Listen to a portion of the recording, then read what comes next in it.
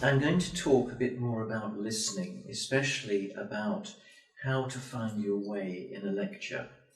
Lecturers will often help you by using signalling or signposting language. A signpost, when you go somewhere, there is a map and an arrow pointing to somewhere. That is a signpost. A signal, hello, goodbye, that is a signal. I'm telling you something. And lecturers use that when they speak, and it can be very helpful. So when someone uses a signpost, you know to write down the new topic, that they are changing topic, and you can make a note of it. Do you have any questions? Yes, can you give us some examples of signpost language? Yes. Now I'm going to talk about, let's move on to consider something like that. Often the speaker will say the new topic more slowly or more loudly so that you know there is a change of subject. The speaker might say, now we have finished looking at blah, blah, blah, and we're going to move on to look at blah, blah. Do you have any questions? Yes, sir. How do we prepare for an oral presentation? That's a good question. The first point is to consider who the audience are. What is their level of English? Are they beginners? Are they from different countries, in which case you must slow down how quickly you speak? Or are they all from one country? Are they familiar with the subject, or are they lay people? Think about how many people are there. Your style with a small audience of, say, 20 people in a seminar is going to be very different to a lecture hall with 100 or 200 people in. Where will the oral presentation take place? Try to check out, if you can, the hall beforehand. Make sure that the acoustics, that is how people hear, are okay. Maybe you'll need a voice mic. Check that the organisers have given you one. Maybe you'll need a screen for your PowerPoint, your PPT. Check that they've done that. Check with the organisers how long you have to speak for. Think about the purpose of your presentation. And I think most important of all, with an audience, maintain eye contact. There's nothing more boring than someone standing there reading out word by word and not looking at people. Look at the audience. You will see how well you're speaking. If they're bored, they will start playing on their phones, they will go like this, they will do all sorts of things, they will talk to each other. If they're interested, they will look at you. You can tell how well you're speaking. Change the subject. Put some humour in. Use some gestures if you're comfortable with it. Okay, is there any ways to catch the attention of the audience? Right, that's a good question. As I said, humour is quite important. Look at them.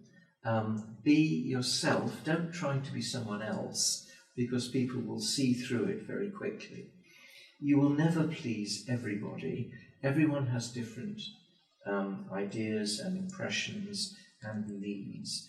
But try to aim at the main point of the audience and be aware of what they're doing. It is very easy to tell whether people are interested in what you're saying. Should we prepare some visual aids? Yes. Most learning, in fact, takes place by people doing things. So if you can get the audience to talk to each other, they're more likely to remember what they have said. The other 30%, I believe 25% takes place through visual learning and only 5% through talking. And the attention span for talking is very short, 15 to 20 minutes. So most people may not remember what you say. It's a very good idea to have a PPT. For heaven's sake, keep it simple. There are some beautiful designs on Microsoft PPT and the Apple version, I've forgotten what it's called, Keynote, I think. Try to use a simple one without lots of colours. Prezi is also quite zoomy. It's got things zooming in and jumping about. Make sure you know what you're doing, so keep it easy. Check, as I say, that there is a good projector, that it works well. What should you put on a visual aid? It's better to put pictures and a few lines of text. Don't put a lot of text on unless it is something that you want the audience to study and to remember, or some sort of text. Try and put as little text as possible onto your PPT. Layout and font size, a large font and a simple font that everybody knows, and keep to the same font. There's nothing worse than having lots of different fonts on your PPT. And finally, make sure that spelling and grammar are correct, because somebody in the audience will see that it is wrong. How many slides do you need? It depends on the length of the lecture and on your lecturing style. But I would say 1 or 2 slides a minute is best. I want to talk a little bit about paragraph unity. As I said before, keep everything in the paragraph on your topic. It doesn't matter if you have a short paragraph. If you have a different idea, start a second paragraph. Do you have any questions? Does it mean that we should have all the sentences fit together? Yes, they should all be on the same topic. Ideally, you should have a transition sentence moving from one paragraph to the next, and then topic sentence, everything about the topic, and the final sentence should summarize what you've been writing about. I'd like to say something about consistency. It doesn't matter what pronouns you use or what tense, but please stick to the same one throughout the paragraph. If you're writing personally, write about I or we, but you stick to that all the way through. If you're writing to the person who's reading, you're addressing the reader, you say you and stick to that. Even more important is consistency in tense. If you're describing something that happened or writing about what an author says, it's okay to use the present. It's called the historic present. For example, Jane Austen writes about Elizabeth Bennet and Mr. Darcy. But keep to the same tense. It sounds really crazy when you switch tenses. The final thing is perhaps quite a small point. Americans and British people have slightly different spelling. Words like humour, the British have a U because it comes from French, the Americans don't. There are some words that are spelt very slightly differently.